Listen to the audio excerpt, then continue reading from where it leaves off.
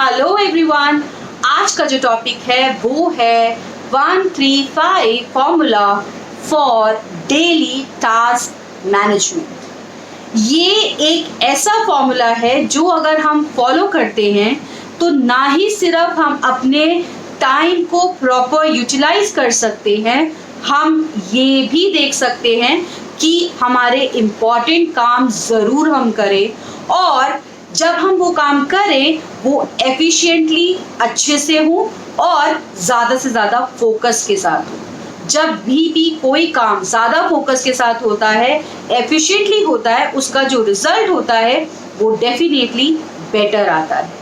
I am Anju Jindal, a trainer, entrepreneur and a career growth specialist, and I believe in learning and sharing experiences. तो अगर अभी तक आपने मेरा YouTube channel नहीं subscribe किया है, just pause the video, subscribe it right now ताकि टाइमली आपको उसके नोटिफिकेशंस मिलते रहे। And to connect live with me, join my VIP community which is Career Growth Mastermind, उसका लिंक भी डिस्क्रिप्शन बॉक्स में है। जब मैं आज के टॉपिक की बात करती हूँ 135 फॉर्मूला, ये टाइम मैनेजमेंट हैक सीरीज से मैंने लिया है बिकॉज ये एक ऐसा पार्ट है, एक ऐसा फॉर्मूला है, इसको अगर हमने समझ लिया और इसको हम फॉलो करना अगर शुरू कर देते हैं तो टाइम को बेस्ट यूटिलाइजेशन किसे कहते हैं ये हम अच्छे से समझ पाएंगे।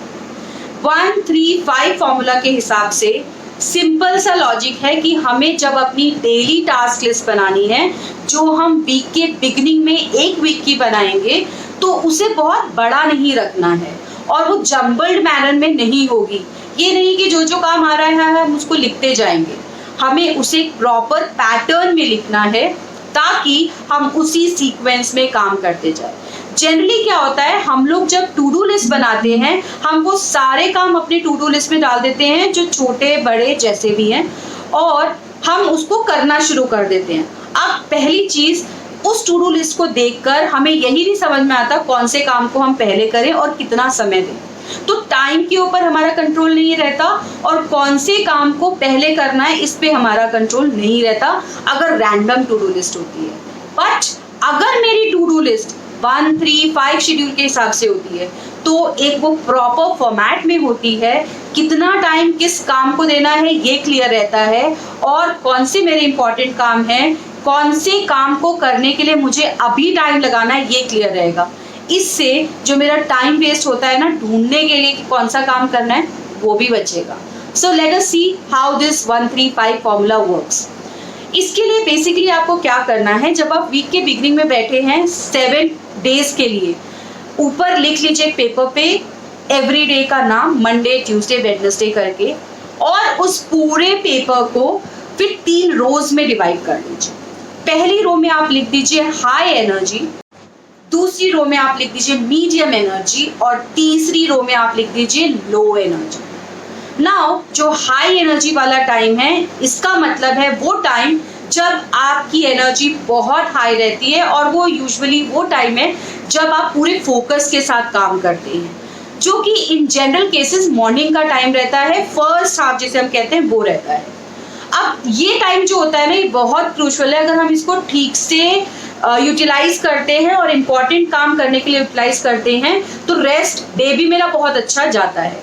इस पर्टिकुलर टाइम पे हम सिर्फ एक टास्क डालेंगे जो कि बहुत इंपॉर्टेंट होगा और मेरे गोल अचीवमेंट के लिए बहुत ज़रूरी है, जिसे हम हाई प्रायोरिटी टास्क कहते हैं, जो हमने अपने इम्पोर्टेंस के हिसाब से प्रायोरिटी लिस्ट में डाला हुआ है। नाउ ये काम जो है हम ये फर्स्ट हाफ में कर लेंगे। एक इससे ये होगा कि जब हम ये काम कर लेते हैं तो हमारा major task of the day completed है। दूसरा, जब हम ये काम कर लेते हैं मोटिवेशन हाई होगा। तीसरा, ये अश्योर्ड रहेगा कि इंपॉर्टेंट काम छूट नहीं रहा है। नाउ नेक्स्ट रो में जो कि मीडियम एनर्जी वाला टाइम है, वो ये टाइम होता है जब हमारी एनर्जी थोड़ी सी लो होती है एज कंपेयर टू मॉर्निंग, जो कि आफ्टरनून का टाइम होता है, बट स्टिल हम मैनेज कर लेते हैं काम को करने के लिए। इसमें हम वो 3 टास्क डालेंगे जो कि इम्पॉर्टेंट है बट बहुत ज़्यादा इम्पॉर्टेंट नहीं है, लेकिन मेरे मेन टास्क को कंप्लीट करने के लिए बहुत ज़रूरी है, जैसे कि रिपोर्ट्स निकालना, जैसे कि टैक्स वगैरह भरना, तो ये हम मीडियम टाइम पे रख सकते हैं। इसको कंप्लीट करना भी हमारे लिए ज़रूरी है क्योंकि ये मेन काम को सपोर्ट करता है। दूसरा, अगर हम इसे इस टाइम पे कंप्लीट कर लेंगे, अगेन मेरे इंपॉर्टेंट काम नहीं छूटेंगे और ये अश्योर्ड रहेगा कि ये काम मैं समय से कर पा रही हूँ। नाउ आता है थर्ड रो, जो कि लो एनर्जी वाले टाइम के लिए है, और वो जनरली इवनिंग का टाइम होता है जब हम लोग थक चुके होते हैं, एनर्जी प्रॉब्ली लो होती है। उसमें मैं वो 5 टास्क डालूंगी जो कि इजी हैं, जिसमें एनर्जी कम लगती है बट इंटरेस्टिंग है, क्योंकि ऐसे काम हम लोग जनरली कंप्लीट कर लेते हैं। अब हो सकता है कि मैं इसमें से कोई काम ना करूं, बट उस काम को ना कंप्लीट करने से मेरे मेन काम नहीं छूट रहे हैं, तो मैं उसको पोस्टपोन अगर करना चाहूँ तो ज़रूर कर सकती हूँ, लेकिन जनरली हम इसको कोशिश करेंगे कंप्लीट करने के लिए क्योंकि ये इजी टास्क है, इसमें एनर्जी कम लग रही है। अब आप देखो, मैंने 1-3-5 फॉर्मूला के हिसाब से सिर्फ 9 टास्क अपनी लिस्ट में डाले हैं, और उसमें भी मैंने प्रॉपर प्लान्ड मैनर में डाला है कि कौन सा काम किस समय करना है, इंपॉर्टेंस के हिसाब से डाला है और एनर्जी लेवल के हिसाब से डाला है। इससे मेरा टाइम कभी भी वेस्ट नहीं होने वाला ये ढूंढने के लिए कि कौन सा काम कब करूं और कौन से काम को कितना टाइम दूं। तो इस पूरी लिस्ट की वजह से, इस पूरी टू डू पैटर्न की वजह से मैं अपने इम्पॉर्टेंट काम टाइमली कर पा रही हूँ, मैं अपने दिन को अच्छे से यूटिलाइज कर पा रही हूँ, और मेरा जो मेन गोल है उसको अचीवमेंट के लिए जो भी चीज़ें चाहिए वो अच्छे से कर पा रही हूँ। इन शॉर्ट, मेरे काम के मैनेजमेंट को लेकर, टास्क कंप्लीशन को लेकर मैं कभी भी स्ट्रेसफुल नहीं होने वाली, हमेशा टाइम पे काम कंप्लीट करने वाली हूँ, which is resulting in my success, growth and happiness. और जब आप देखोगे इतने टिक्स काम कंप्लीशन पे, तो जो आपका मोटिवेशन लेवल होगा वो डेफिनेटली हाई रहेगा, और एट द एंड आप रोज एक नए मोटिवेशन के साथ अपना काम शुरू कर सकते हो। ये आपको याद रखना है कि वीक के बिगिनिंग में बनाना है, 6 to 7 डेज के लिए वीक शेड्यूल बनाना है, और अकॉर्डिंगली 1-3-5 फॉर्मूला यूज करते हुए ही अपना डेली शेड्यूल बनाना है।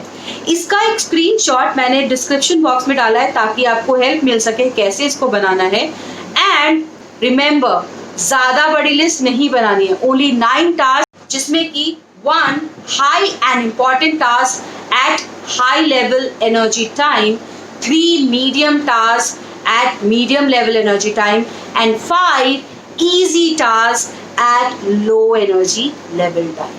सो जब मैं अपनी एनर्जी और अपने टास्क को मैच करती हूँ, it is called as effective and best utilisation of your energy and time.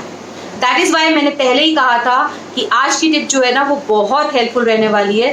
अगर आपकी टू डू लिस्ट हमेशा इनकम्प्लीट रहती है या आपकी टू डू लिस्ट हमेशा बड़ी रहती है। So that is it from my side. Do like this video, share this video ताकि ये ज़्यादा से ज़्यादा लोगों तक पहुँचे, and subscribe my YouTube channel अगर अभी तक नहीं किया है। आप आज की वीडियो में प्लीज़ कमेंट करें कि आपको कौन सी चीज़ आज की वीडियो में as a best takeaway लगती है जिसको आप फॉलो करेंगे।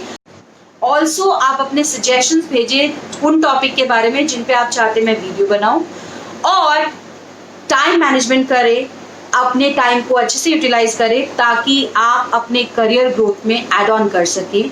अगर आप टाइम मैनेजमेंट कैसे करना चाहिए इसके बारे में प्रॉपर कोर्स चाहते हैं, I have a course called time management blueprint, उसे ज्वाइन करें और 10 दिन के अंदर टाइम मैनेजमेंट करना प्रॉपरली सीखें। So thank you for now, bye bye, take care.